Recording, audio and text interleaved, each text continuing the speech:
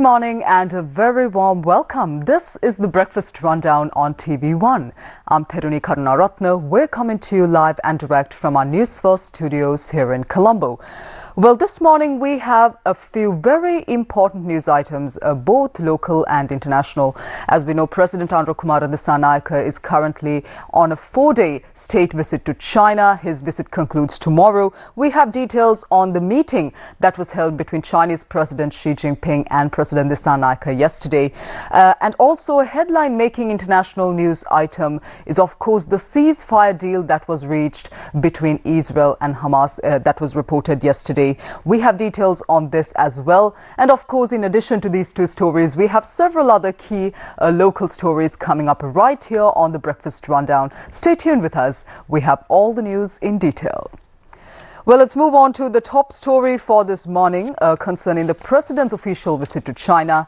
The Ministry of Foreign Affairs says that the bilateral joint statement related to President Andrew Kumara state visit to China will be issued this evening. Its media spokesperson Niluka Kandurugamu says that the joint statement will contain information on the matters discussed by the state leaders and the memoranda of understanding signed between the two countries in the fields of economy, society as well as industry. Meanwhile, Chinese President Xi Jinping has expressed that China is ready to collaborate with Sri Lanka for a new era of development. He expressed these views during a bilateral meeting with President Dissanayake yesterday in Beijing. President Andrew Kumara was formally welcomed yesterday at the Great Hall of the People in Beijing. Posting on X, President Andrew Kumara said he engaged in meaningful discussions with Chinese President Xi Jinping at the Great Hall of the People. He added that talks focused on strengthening the enduring friendship between Sri Lanka and China while exploring new avenues for future investments. Now, President Xi Jinping reaffirmed the long-standing ties between China and Sri Lanka and expressed China's readiness to continue working closely with Sri Lanka in the future as well. He emphasized the continued cooperation in various sectors, including economic, social and industrial fields. During the visit, several MOUs were also signed between the two countries, and President Disanayake's 4-day state visit will conclude tomorrow. Well, allow me to shift your attention now to news overseas. The headline-making international news item, like I said earlier, the ceasefire deal that was reached between Hamas and Israel. Israel and Hamas have reached a ceasefire deal to end 15 months of war in Gaza. This followed the Qatari PM's meeting with Hamas negotiators and separately Israeli negotiators in his office. US President Joe Biden confirmed the deal, which involves a full and complete ceasefire, the withdrawal of Israeli forces from Gaza and the release of all hostages held by Hamas. United Nations Secretary General Antonio Guterres says easing the tremendous suffering caused by this conflict is the first priority, with the UN ready to increase aid deliveries to the Palestinians. The ceasefire deal does not come into force until Sunday, that is the 19th of January.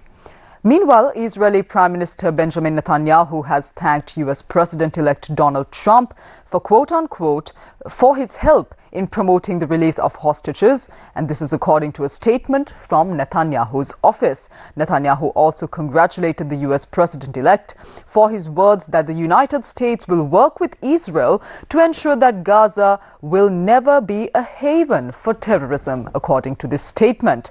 The statement also went on to note that Trump and Netanyahu agreed to meet soon in Washington.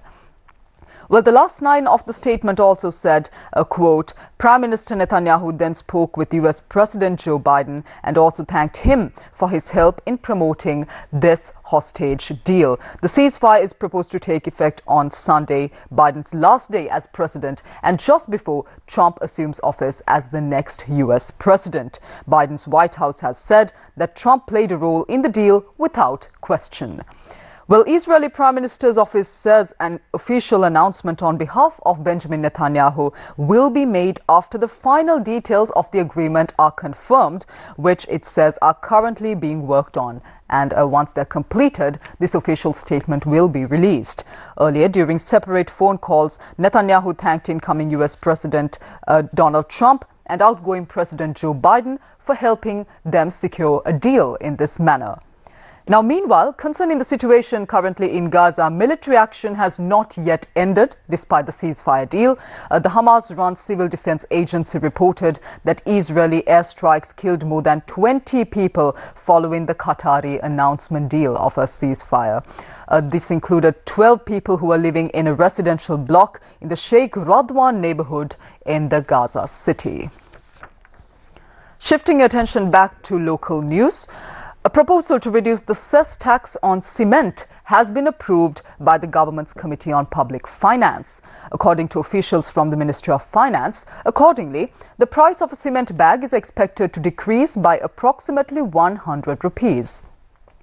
This decision was made during a meeting of the Committee on Public Finance chaired by parliamentarian Dr. Harsha De Silva, which was held at the Parliamentary Complex on the 8th of January.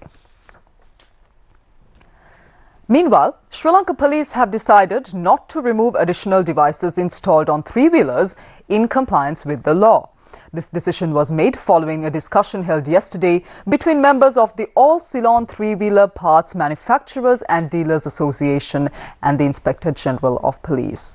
Director of the Legal Division of the Sri Lanka Police, Attorney-at-Law SSP Ruwan Gunasekara says that additional devices can be installed on vehicles but only within the legal framework. He adds that this legal provision was outlined in a 2021 Gazette notification. SSP Gunasekara says that, for instance, the side mirrors can be installed, but they must be positioned in such a way that they do not obstruct the vehicle's rear view during a collision. He says that additionally, any extra components must be installed in a manner that does not compromise the stability of the three-wheeler. Well, meanwhile, the director of the police legal division goes on to note that furthermore, these modifications should be carried out in a way that does not obstruct the driver's line of sight. Meanwhile, police spokesperson SSP Buddhika Manatunga says that various metal parts protruding from three-wheelers as well as parts covering the front and rear sections of the vehicle increase the risk of accidents. He adds that these modifications can either cause accidents or worsen the severity of the accident in case of a collision, and as a result, such illegal modifications will be removed and the public will be further informed about the need to comply with the law.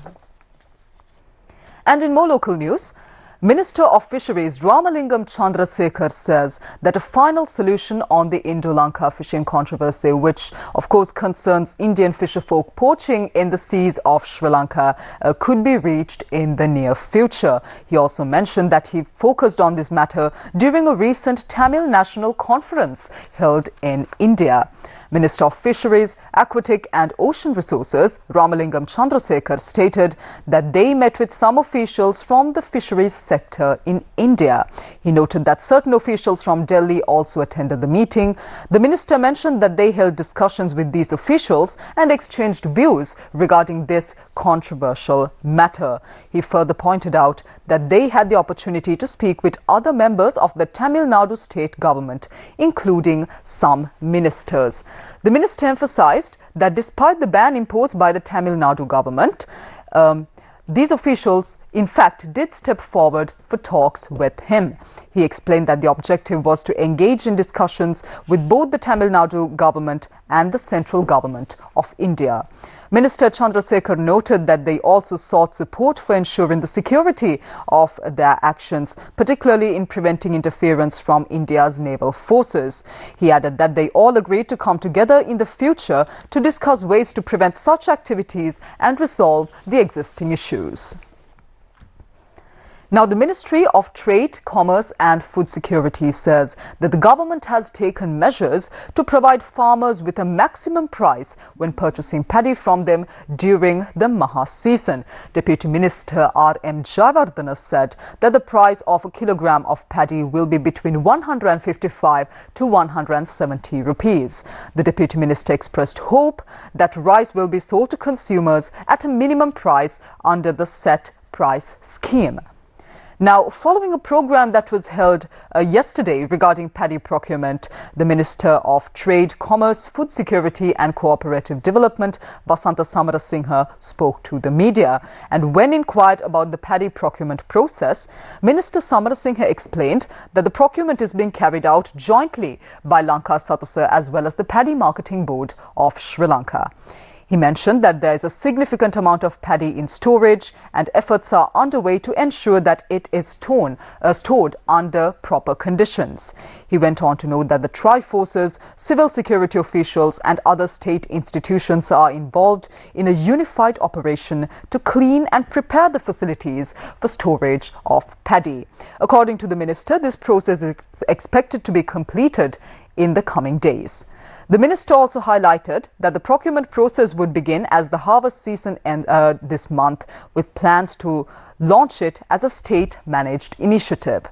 When inquired about the government's guaranteed price, the minister emphasized that it is crucial to not exploit the farmers. He pointed out that farmers need to sustain themselves for the next 3 months with their harvest until the next plantation period. Therefore, there should be a fair price for both the farmers' paddy and the rice consumed by the public. He noted that while the current price of rice is around 230 to 240 rupees, it cannot rise much higher. The minister confirmed that the government would soon issue a gazette notification to set both the guaranteed price for paddy and the controlled price for rice.